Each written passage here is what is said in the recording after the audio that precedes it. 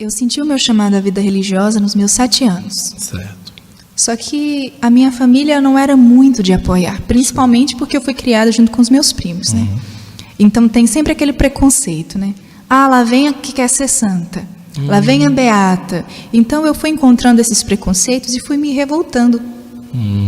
Isso ocasionou na minha adolescência uma série de revoltas que me levaram a fazer escolhas erradas e que, se Deus não tivesse usado de misericórdia comigo, talvez hoje eu seria uma traficante, talvez hoje eu seria uma prostituta. A senhora acha? Com certeza. Como que foi essa adolescência meio bagunçada? Essa adolescência bagunçada foi uma adolescência totalmente revoltada. Revoltada com os meus pais, revoltada com a vida. E aí entrou uma coisa no meu caminho, que hoje eu dou esse testemunho, que atrapalhou muito a minha visão do que é ter felicidade, do que é ser feliz, que é o feminismo. Certo. O feminismo entrou na minha vida quando eu ainda era uma jovenzinha e acreditava que os homens não prestavam. Entrou como? Alguém que chegou, a senhora escutou alguém falando? Influências, Guto. Influências na internet, influências na televisão. Certo.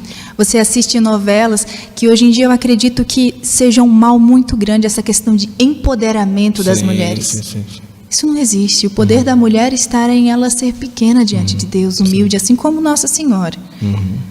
Mas isso de querer ser maior do que os homens, querer ser melhor, eu fui crescendo com esse pensamento. Fui fazendo escolhas erradas, tomando decisões erradas. Então fazia de tudo para ser notada, numa futilidade tão grande, uma superficialidade tão grande. A questão do vestuário, a questão do palavreado, a questão de como se portar como mulher. Era uma pessoa totalmente vazia. Isso com 15 anos, mais ou menos. 15, 16? 16, 17, 18. Nossa. Porque ali o feminismo ele levava a viver, eu sou livre, eu faço o que eu quero, Exatamente. o corpo é meu, a vida é minha, e assim... Querendo provar um valor Certo. que jamais poderia ser provado daquele jeito que eu estava vivendo. Então nesse período aí, igreja nem ia tanto. E eu ainda cantava no coral. Cantava no coral. Cantava no coral da igreja, com certos pensamentos. E iria para as missas com roupas. Só Jesus. Exatamente. Cheguei a cantar numa banda do mundo, Sim. onde tive muitas experiências negativas. E, para minha sorte, o meu pai foi muito cuidadoso comigo, porque ele sempre me levava aos locais. Ele não me deixava, ele já me conhecia. Ele não me deixava ir sozinha para os eventos. Ele dizia, não, a banda vai, você vai depois, eu levo.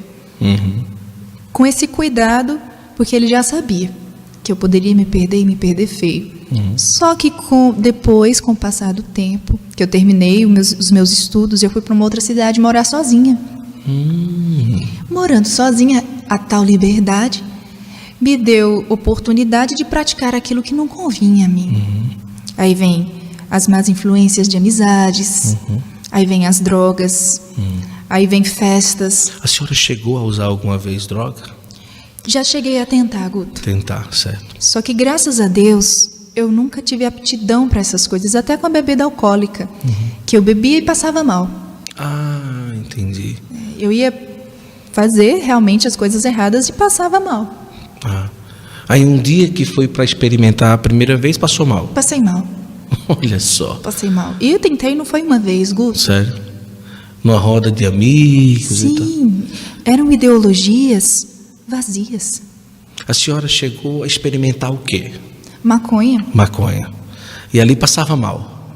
Foi só uma vez. Nossa. E bebida do mesmo jeito? Do mesmo jeito. Mas ali, mesmo se fosse pouco ou muito, a senhora não se sentia bem?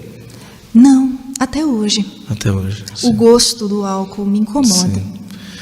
Mas isso também tem mão de Deus, né? Porque se a senhora tivesse facilidade naquela época, ou tivesse aptidão, ou tivesse seguido em frente, só Deus sabe onde é que estava agora a senhora. Com certeza, Guto. E eu vejo assim que não foi por mim a pessoa da Grace. A Grace, se dependesse dela, ela estaria perdida.